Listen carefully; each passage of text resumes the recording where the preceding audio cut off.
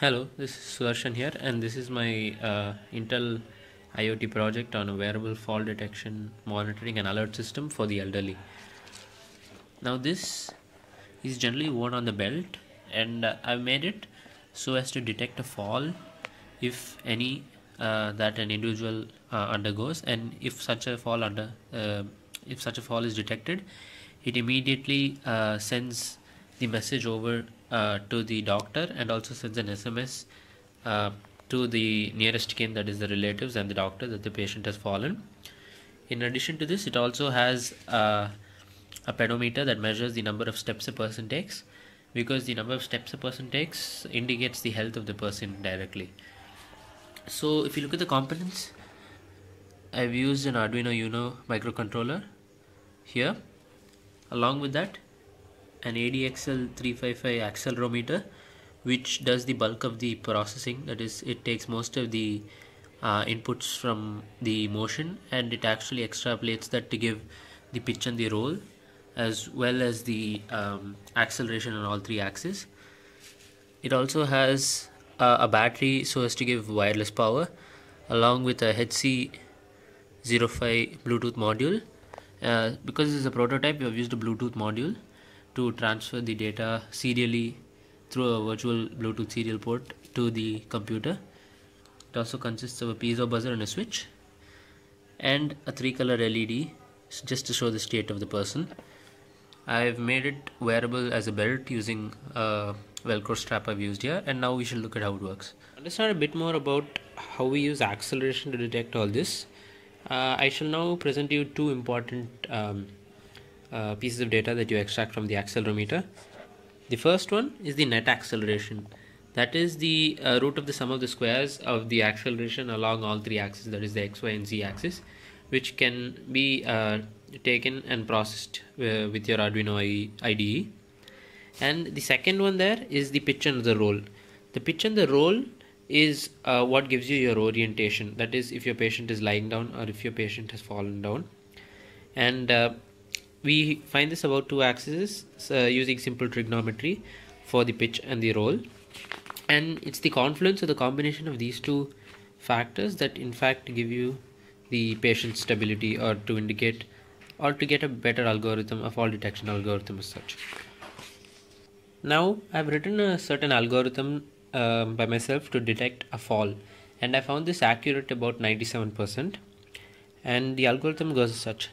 The first thing is that you find the net acceleration of the patient, and when a person undergoes a fall, theoretically he should be in 0g state, that is, there should be a very big drop in acceleration. Since this isn't an ideal theoretical free fall, we shall give it a threshold as, say, it goes below 0.8g. So that would be your first threshold. This is your first checkpoint. Your second checkpoint is, after that fall, he must make an impact with the ground. Upon making impact with the ground, there is a sharp spike in the acceleration value. And here we've used the threshold using my trial and error to be greater than 1g to 1.1g. And we check this within a span of, say, 2 seconds. The next is that after the person has fallen down, you need to note his orientation. And in this case, we should not involve those cases where he's sitting down, or involve those cases where he's slightly tilted, that he should legitimately have fallen down. And for this, I've taken a threshold to say greater than 60 degrees. And the time lag between this checkpoint and the previous one must be very, very minimal, which actually this eradicates all your false signals given due to jumps, or given due to just small stammers while you walk as such. And all these generate signals here, false positives, that we can eradicate using these checkpoints. The next one is that when the user has fallen, you have to wait for a period of, say, 3 seconds, because again there's a window of chance that there's a false alarm there. And after these 3 seconds, we can safely assume that the person has fallen, and we can indicate that the fall has been sensed.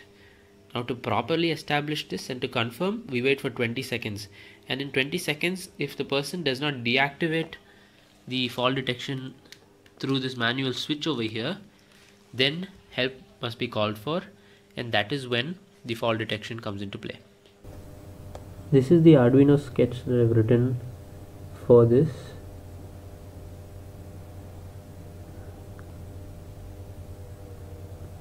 I've used software serial to transmit the data to the Bluetooth module,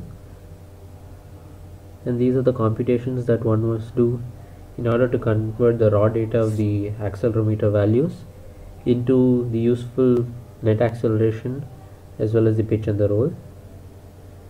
This is the function that we use to detect a step, which is rather quite elaborate, thus reducing any error that you would face. And this is the function that detects the distress, that is, if a person has fallen, through a series of states, as you can see here.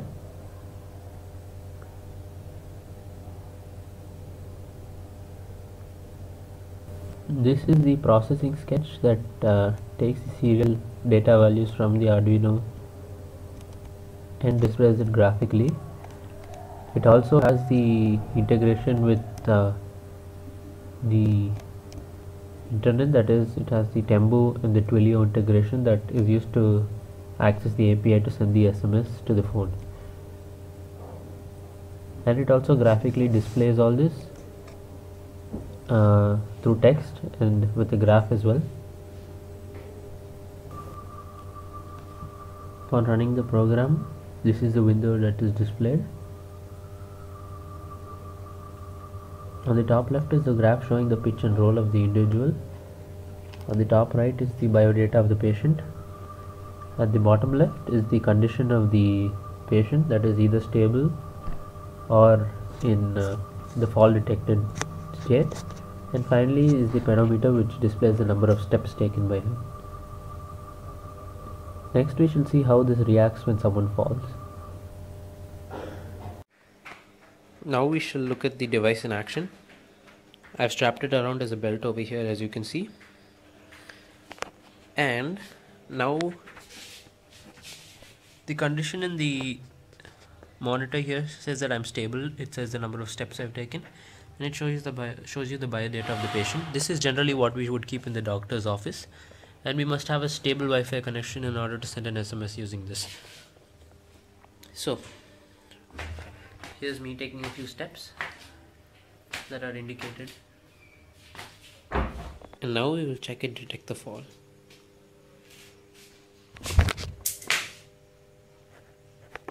Now it is blue, and now after 3 seconds it indicates that the fall has been sensed, and it waits for a period of 20 seconds. In this period, this is to confirm whether the person has undergone a legitimate fall. Now it is confirmed and it turns red, where the display says fall confirmed.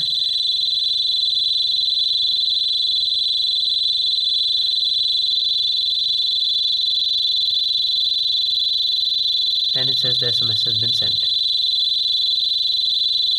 This SMS will be received on the mobile phone, as I will show you shortly.